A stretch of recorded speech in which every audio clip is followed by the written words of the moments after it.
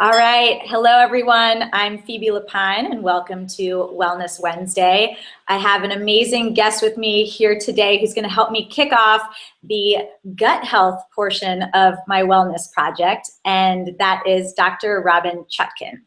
And she is a multifaceted talent in the integrative gastroenterology space. She is the founder of the Digestive Center for Women in DC and also the author of Gut Bliss and most recently the Microbiome Solution. So welcome, Robynne. Thank you so much for having me, Phoebe. It's a thrill to be with you today. Of course. And for I want those of you to know that I met Robynne for the first time at Mind, Body, Green Revitalize. And I totally attacked her at lunch and peppered her with questions after her talk. So I'm going to dive right in because there were a lot of unanswered things because she was trying to eat her kale salad at the time. So Robynne, why don't you tell the people who don't know the term what the microbiome is? Sure. So the microbiome is a relatively new term in our medical terminology, and it simply refers to the trillions of microbes, mostly bacteria, but also some viruses and fungi and worms, the trillions of microbes that live in and on our bodies, about 100 trillion in all, so pretty large number. That's crazy. So that is crazy. It is crazy. So in your book, which is totally fascinating and everyone out there should pick it up, I read it cover to cover, you talk about your main protocol is to live dirty and eat clean. And people may be slightly more familiar with the second part of that. So why don't you tell us a little bit about what it means to live dirty? So I spent my time in medical school and the 2 decades since learning how to eradicate people's germs with this misguided belief that the cleaner we are, the healthier we are. And it's been the premise on which modern medicine is really based. Particularly when we think about the use of antibiotics, the average American child will get about 16 courses of antibiotics by the time they graduate from high school. 80% of all the antibiotics sold in the US are used in the animal industry. So if we're not ingesting them intentionally, we're ingesting them with the food we eat frequently. We're super sanitizing ourselves all the time with hand sanitizer. And up until really just a few years ago, we thought that was all a great idea. As we've learned more about the microbiome, we found out that exposure to these microbes is an essential part of our health because it trains our immune system. Microbes do a lot of things, but one of the most important roles is that they train our immune system how to distinguish between friend and foe. So as you can imagine, an immune system that's sort of grown up in this super clean, sanitized environment is totally confused and often will start reacting to minor things in the environment. And the result is often autoimmune disease. So over 50 million Americans suffer from one form of autoimmune disease or another. And it could be milder things like eczema, more serious things like MS, lupus, diabetes, these psoriasis, in my neck of the woods, Crohn's and ulcerative colitis. So these are all autoimmune diseases. It's a list of almost 100 conditions. And now we're really able to trace the rise of these conditions with the increase in antibiotic use and hand sanitizers and things like that. So by live dirty, what I mean is stop scrubbing away all these essential microbes that keep you healthy, both externally and internally. So let's touch on the external bit because you suggest in your book that it's not even great to shower every single day, which, you know, may be controversial for some people and how they approach their lifestyle and their beauty regimen. But what is the connection between the skin, your interaction with the outside world, and what happens on the interior with your gut? So my patients are frequently saying to me, aren't you a gastroenterologist? Why are you obsessed with my rosacea and my acne and my eczema?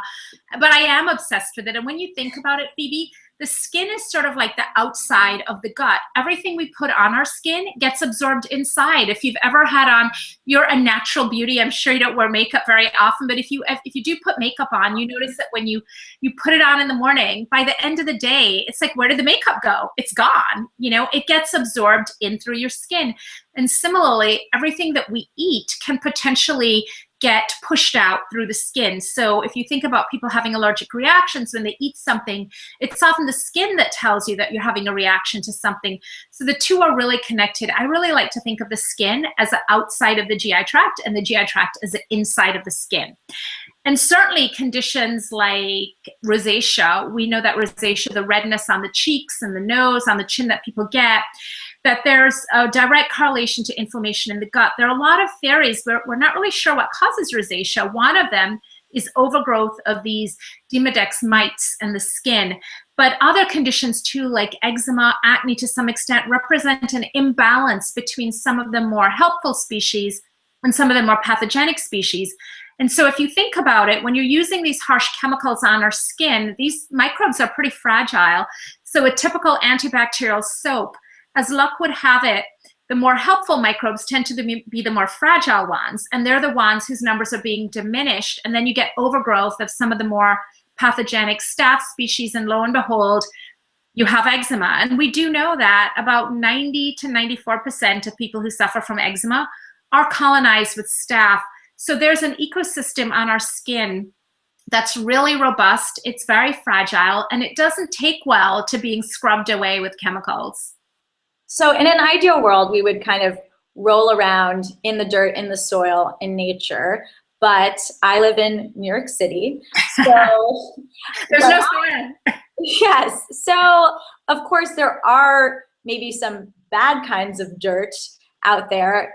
Rolling around on a subway might have kind of different effects than that. So how do we live dirtier in a city that's already kind of dirtier in the bad way and more sterile at the same time? Gritty. Yeah. Well, thank goodness for Central Park, right? I mean, there is some grass and green, and whenever you can, you should go and sit on the grass and, you know, not right in a pile of dog poo, but nearby in the vicinity. But, you know, there's a fascinating study that shows that as the amount of concrete and glass and metal in a neighborhood increases, which are all markers for urbanization, the bacteria on our skin really starts to change for the worse, unfortunately, and the amount of allergies and asthma go up. So it is a really serious concern, and it is a little bit of a trade-off. New York City has one of the highest rates of asthma in kids, and other big cities, you know, Detroit, Chicago, have high rates of asthma too. When I was away in school, I did a gap year and spent some time in France, and the school was in Evian, in the town in the foothills of the French Alps. And one of the girls, Emmanuelle, who lived next door to me, she had been sent there from Paris because she had asthma. And so her parents had sent her off to this little town, Marin, in the foothill of the French Alps, to breathe good air for her asthma. Now, little did they know she was smoking at the time. That's a whole other issue. But so, you know, they took no issue with that. Not bad for your asthma. No, not bad for asthma at all. So the Europeans, I feel like, you know, this was in the 1980s, and they already knew that fresh air, fresh mountain air, minus the cigarette smoke. And Emmanuelle, I'm sorry to be squealing on you if you're watching, but they already knew that was great for asthma, and that was what people needed. And we're a little behind. We think more of medicine first. We think more of things like steroids and so on, and less about the air people are breathing.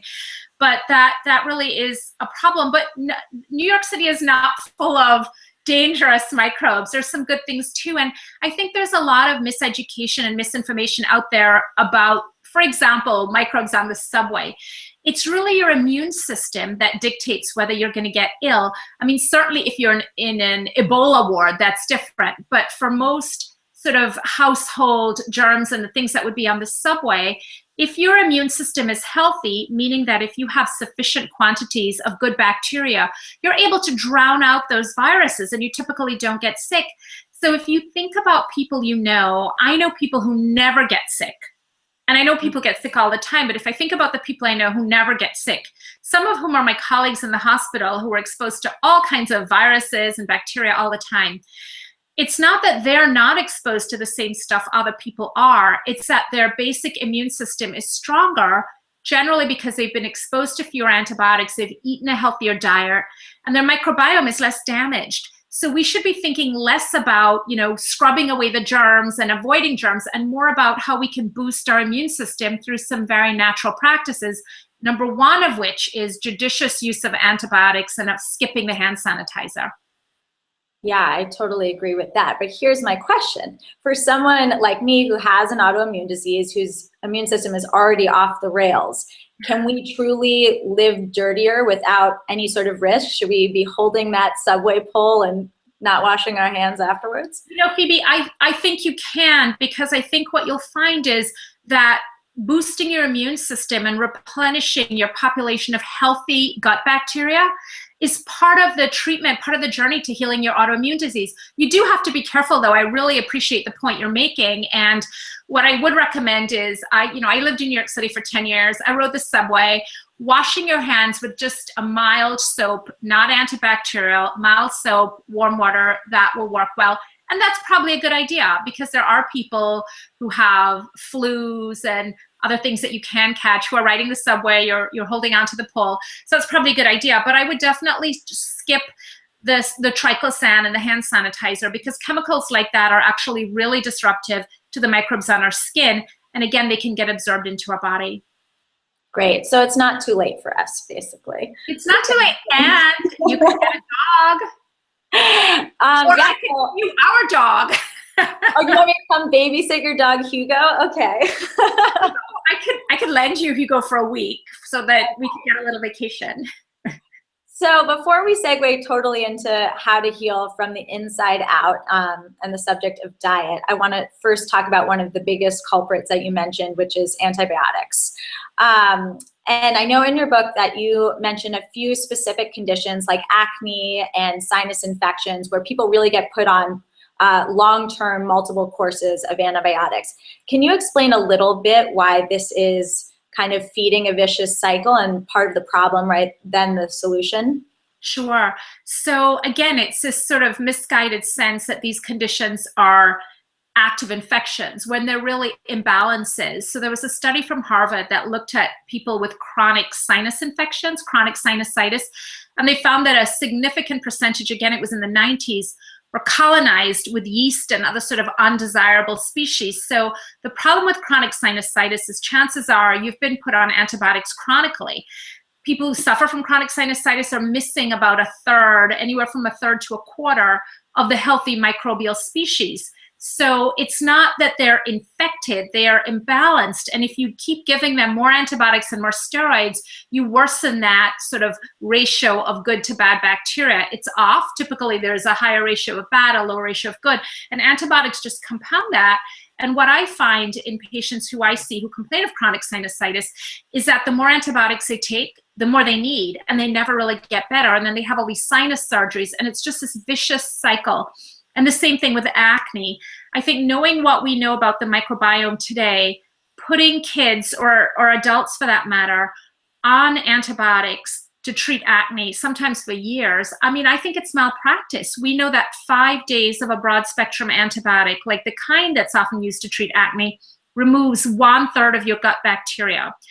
And yes, initially your skin clears up, but eventually people often develop deeper, more cystic acne. They need to switch antibiotics, they become resistant, and nobody's really paying attention and thinking about the downstream effects of that.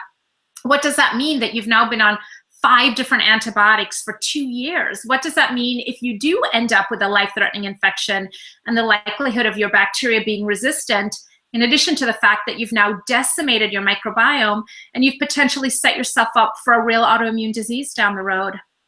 So how do you help people break that cycle? And what do you tell them to kind of get past the immediate comfort that these drugs do actually bring? Well, that's exactly it, Phoebe. It's this idea of the immediate comfort and the quick fix. And so I really try and get people to understand the ripple effect down the road. And for all of these things in the gut, you know, when we talk about something like acid reflux, for example, acid reflux is your body's way of giving you feedback, of saying that you're eating too large a meal, you're eating too late at night, you're drinking too much caffeine. And rather than ignore that and use a drug to do the quick fix, we have to really heed this amazing feedback that our bodies give us. So I talk to people about the pros and cons of some of these drugs, whether it's a acid suppressing drug that also affects the microbiome or an antibiotic. And you know, my patients will ask me, well, when is it appropriate to use an antibiotic? And I sort of joke and say, well, when death is imminent. I mean, I think that might be an unreasonably high threshold. But I explain to them that, you know, when they have a cold, first of all, it's usually a viral illness and the antibiotic isn't even effective. By the time they take the antibiotic, they're turning the corner anyway. And then they say, oh, look, I'm better. But it's really that their body was just healing anyway. So I tell them, you're going to be sick, and you're going to be sick probably a little longer without the antibiotic, and maybe the symptoms will be a little more severe. But what you're really doing is you're helping to build immunity, and you're helping to strengthen your immune system. And if you avoid the antibiotics, you get into bed with some green juice and some broth and my book, The Microbiome Solution, to read. What a wonderful night. you are going to be sick less often. You are going to be able to get off that cycle of frequent antibiotics and frequent illnesses. And I know how hard it is. I mean, several years ago, I was that person who, the minute I felt the sniffles coming on, I would say to my assistant, oh, run down to the pharmacy and, get me a Z-Pack. Because I believed that I had that magical thinking that I think we've all been encouraged to have by the medical community, quite frankly, that when you're sick, you take an antibiotic and miraculously you get better and there's no downside. And now we know that that's completely false. There's a major downside, and you're going to get better on your own for the vast majority of these things. Now, does this apply to, you mentioned antacids, does this apply to a lot of over-the-counter drugs as well?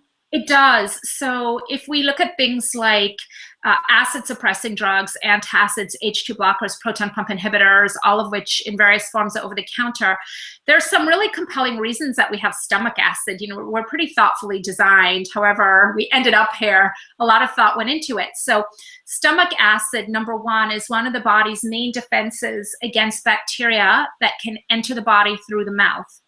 And so if you don't have any stomach acid, these drugs are brilliant at blocking stomach acid.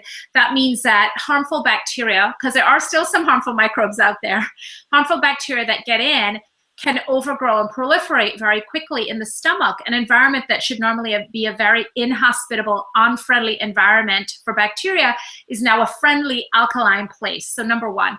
Number two, the acidic milieu of the stomach is designed so that the digestive enzymes, pepsin and other enzymes, can operate at that ideal acidic pH. When you change that pH as dramatically, as efficiently as those drugs do, now all of a sudden the digestive enzymes are not functioning well. The food isn't being digested properly. It's not being broken down properly. It's not being absorbed properly.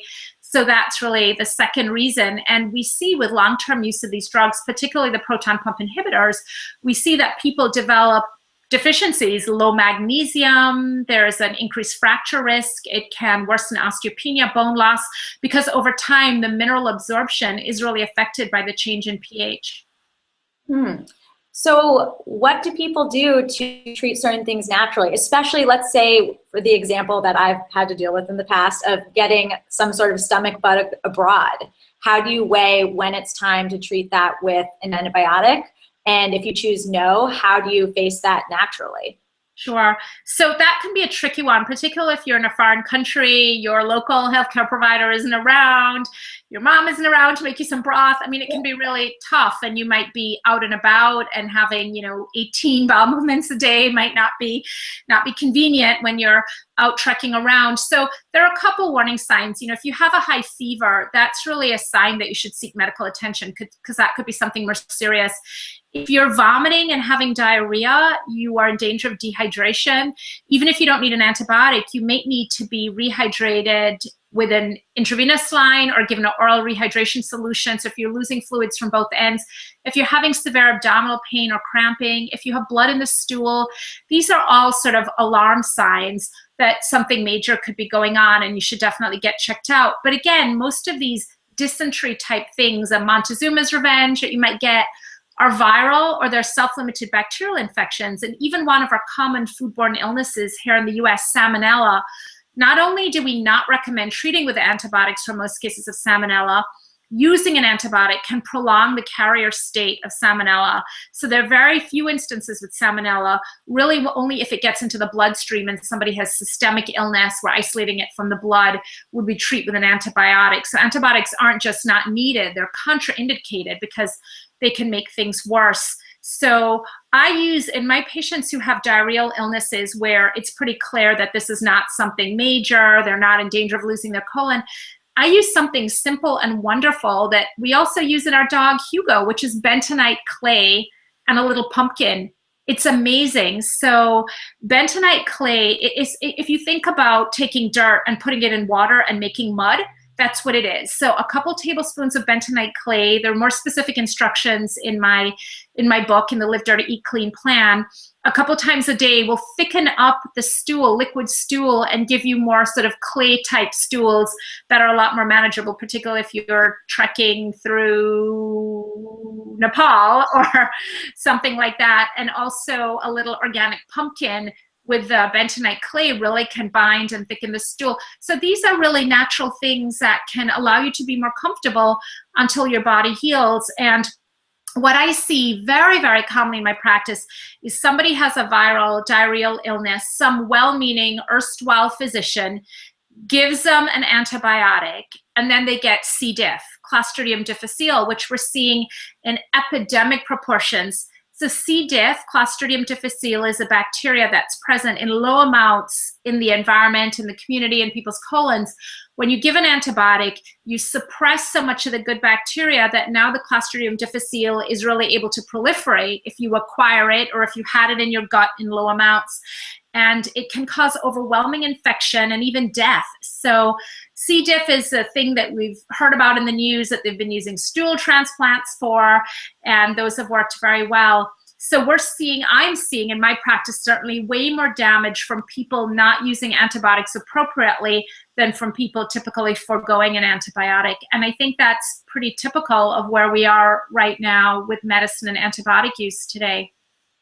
Okay, so number one, always travel with your bentonite clay. And then number two, I have a big question, because the theory that I've always heard is that when you have stomach problems, you should do the BRAT diet. You should eat things that are very simple and binding, but your big eating philosophy is plants, plants, plants, which are thought of to be a little bit harder to digest if you're already having tummy troubles. So where should people turn? Well, you know, when you're having an acute problem, that's probably not a great time for a kale salad. If you're having an acute viral diarrheal illness, probably one of the few times in life.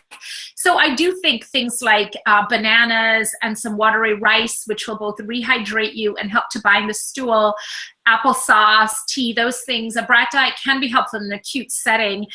But as soon as you're feeling better, get back on that kale salad for sure. And a lot of my patients who have active inflammation in the gut, who have Crohn's disease and ulcerative colitis, although we put them on a plant-based sort of no junk food diet and they do well, when they're having an active acute flare, we will often really modify that diet and put them on things like bone broths and applesauce and bananas and even just watery white rice during the acute inflammation, just to help bind the stools a little bit and to help cut down on the diarrhea. So it is something that we have to temper based on what's going on at that particular moment in the gut. That's good to know, because I think, you know, it can get a little bit confusing if you crave white rice, but you're also told that that's not what's feeding your microbe, and can potentially be fueling a long-term problem. Okay, so great. And then what about leaky gut? That is a very popular term that gets thrown around. How does that factor into the microbe eat clean diet? So it's really exciting for me as a conventionally trained physician to see some of these things that really I've learned about through my patients over the last several years and come to see are real conditions, and really now realizing that the sort of more conservative conventional medical world is accepting these things. So leaky gut is something that conventionally trained physicians like myself for years thought was sort of quackery, you know, oh, that's not even a real syndrome. And when you think about it, all it is microscopic holes in the gut. And as a gastroenterologist, I see macroscopic holes in the gut all the time from people taking too many non-steroidal anti-inflammatory drugs. We know that those drugs and aspirin can cause ulcers. An ulcer is a big hole. An ulcer is a form of leaky gut. When you take NSAIDs, you damage your gut and you have little ulcerations. That's a form of leaky gut. Those are holes we can see. So leaky gut refers to a sort of microscopic version of that, whether it's from taking NSAIDs, steroids, antibiotics, killing off the good bacteria, overgrowth of yeast, a parasitic infection. There are a lot of things that can damage that delicate membrane and cause the pores to become larger. I like to think of it as a fishing net with sort of a fine mesh. and then you have these big holes in the net, and all of a sudden all these things are passing through: viruses, bacteria, undigested food particles, and they're passing through the lining of the gut and getting into the bloodstream. Because when you think about it, Phoebe, when something is in your gut, it's not really in your body. It's in this hollow tube that dissects your body, starts at the mouth, ends at the anus, and it's a sort of tunnel through your body. So when you have leaky gut, instead of just the nice, small, fully digested protein, carbohydrate, fat molecules going through, now you're having big undigested molecules going through, and it's one of the main mechanisms by which people develop all these crazy food allergies and food intolerances that we have a difficult time figuring out. So is the solution for healing leaky gut the same thing as feeding your microbiome? Does that help? Very frequently. Now, there are some mechanisms of leaky gut that are separate, but a lot of leaky gut has to do with a damaged microbiome. So it's a good place to start. If you have been diagnosed with leaky gut or think you have it, a good place to start is to really do some testing, to look at your microbiome, to really do some things, live dirty, eat clean, to improve the health of your microbiome and see what happens. And there's some fascinating testing we can do. There is a test called intestinal permeability test, where you mix up two simple sugars, one small, one large, you drink it. Normally the small sugar mannitol gets through the membrane very easily, but the large sugar lactulose, not so much. With leaky gut, we see an abnormal ratio with more lactulose getting through. And then, of course, there's a fantastic test. Many of them, the one we use a lot is called Ubiome, where you swab the toilet paper after a bowel movement, you send it in, and lo and behold. I've done it, thanks to you. I've done it. It's sort of like getting your SAT results. You know, it's a little scary when you get that email, and people are always like, oh, my firmicutes are really high and my bacteroidetes are really low. I flunked my Ubiome test. So I try to reassure people that the microbiome you go to bed with tonight is not even the same microbiome you're going to wake up with tomorrow. And, you know, you can do a lot to change this and to make it not just to have a better Ubiome test, but to feel better. I think it's an incredibly promising and sort of optimistic message of how we individually ourselves, through really simple things, can affect our health in this very profound way. So how do probiotics factor in? Are they less or more important or equally important as changing your diet and eating more plants? I think for most people, they really are less, and I'll tell you why. When you take a probiotic, even I use a robust prescription strength probiotic for most of my patients. It's 900 billion microbes of several different strains. And even a probiotic like that, most of those bacteria only live about 20 to 30 minutes, and then they're gone. And so for them to really repopulate the gut and colonize the gut, they have to reproduce, they have to take hold, they have to be fed the right food. So if you are feeding them, you know, cheese curls, they're gone, baby, gone, before they can really reproduce, multiply, colonize. So it's really what you feed the microbes that really encourages, as I like to say, the growth of a good gut garden. And what do good gut bacteria like to eat? Poorly digestible plant fiber, things containing inulin. So in addition to just the regular green vegetables, the kale and Brussels sprouts and so on, stringy vegetables like asparagus and artichokes, lentils are great for the microbiome, oats, onion, garlic, leeks. These are all really fantastic things. Of course, fermented foods like sauerkraut and kimchi, where you're not only getting the fiber from the cabbage, but when you ferment the cabbage to make sauerkraut, you're growing a huge population of lactobacillus that you're then ingesting. So that's sort of the ultimate twofer. So really, if you have to choose, go with the diet. But I think there's a real role for probiotics with the diet to really enhance, to sort of boost the microbiome.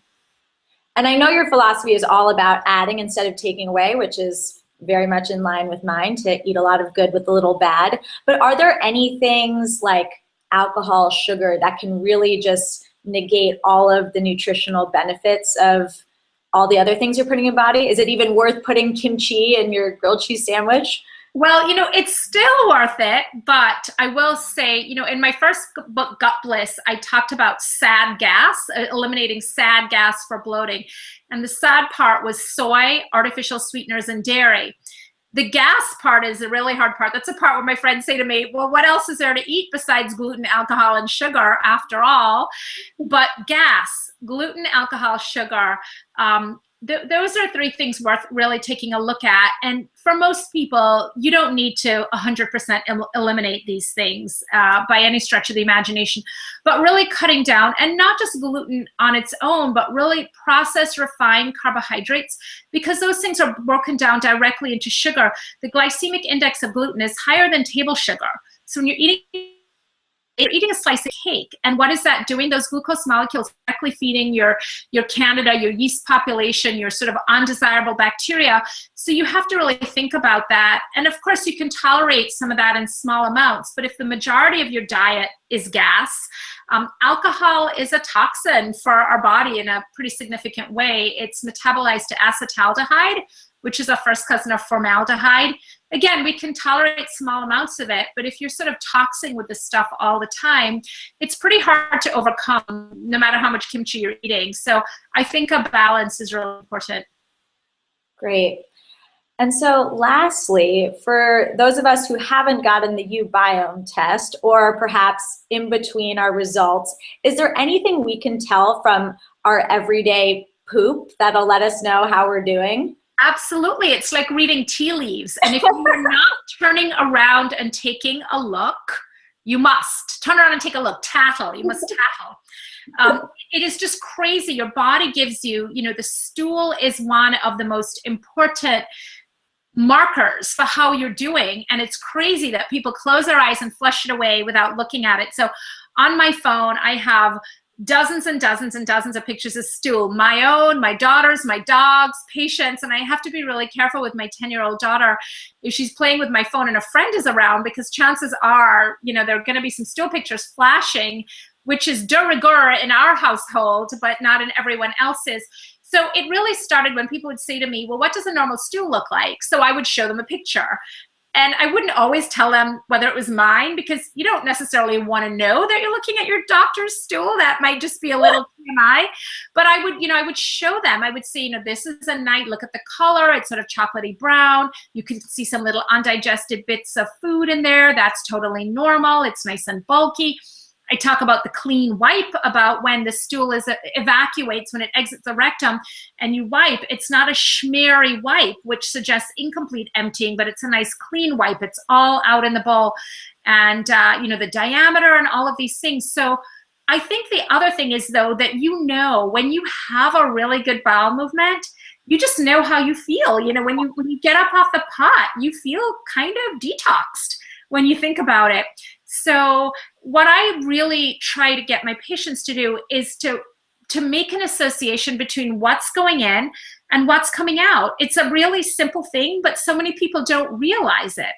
So my daughter, that she wanted the title of the second book to be called In the Gut and Out the Butt. Which amazing. Was a brilliant title, but the folks at Penguin were not as keen on In the Gut and Out the Butt. Please get that girl a copywriting job. That's amazing. See the next book. But when you think about it, that is really, there's not some magical black box between what you put in your mouth and what comes out the other end. It is very much a reflection of what you're eating. So when I'm eating my favorite meal, which is brown rice and spinach and lentil dal and chickpeas, I really notice fantastic things in the bathroom the next morning. That's not a coincidence, as opposed to a day or days, a stretch when I have been eating more animal protein and starch and not as many vegetables, not as many legumes. That's not accidental. And so again, rather than looking at this as some sort of medical condition that requires a pill, it requires a change in lifestyle. Maybe you just need more water. Maybe you need a little more exercise. Maybe you need a few more vegetables to add some bulk to the stool and get things moving. So it's really important to look at the stool. Is it a small, stingy little Western stool? Is it a big sub-Saharan African high-fiber stool? Are you getting a clean wipe? Is it all evacuating completely? Are you seeing nice shaggy little bits of undigested vegetable particles and a few kernels of corn or things like that in there, which are, again, good signs? Is it loose and just falling apart? Is it a big mound that just, doesn't feel good exiting? These are all really, really important things to think about. Wait, so having whole particles in your stool isn't a bad thing? It's a good It's not necessarily a bad thing. Now, if you're having loose stool and undigested food particles, that can be a sign of really rapid transit and malabsorption. But if you're having a nice formed stool and you eat a lot of plants, remember, a lot of plants are cellulose, and we talked about this poorly digested plant fiber that feeds the microbes. Some of that ends up in the stool. You can see it. And sort of like when you eat corn on the cob, it's a poor woman's transit time test. So I tell my patients, eat some corn on the cob today and tell me when it comes out. If it comes out 4 days later, not so good. If it comes out the next day, that's pretty good. So that's very normal just because of that undigested cellulose to see that. Amazing. Okay, so a poop diary, a good thing? A fantastic thing. I love that. A poop diary. Poop diary. Yes. Okay, well, I want to wrap things up because you have a lot to do on your day. But just to finish, I've already asked you the one question that I normally ask everyone to wrap things up, which is, what is one thing that you can do tomorrow to have a holistic impact on your general well-being? And your answer was to live dirtier. So within that, can you give us 3 things immediately that we can do tomorrow? Number 1, ditch the hand sanitizer. Number 2, open a window in your car or your house. Let some dirt in and some microbes with it. And number 3, really think about saying no to the antibiotics unless you're in dire straits. Ask your doctor, what would happen if I didn't take this antibiotic? Would I just be a little sick a little bit longer? Would I have more severe symptoms? Is it dangerous for me to not take this antibiotic? Amazing. All right, well, for those of you in the DC area, Robynne is going to be launching a series of workshops in the new year to help you with your microbiome, which is amazing. You can find out more about that on gutbliss.com. And once I share this video on my site, I'll also include a couple other great links, including the one to Dr. Robynne's amazing book, The Microbiome Solution, which you should all buy. So thank you so much and have a wonderful day. Thank you, Phoebe. It was wonderful joining you. Take care.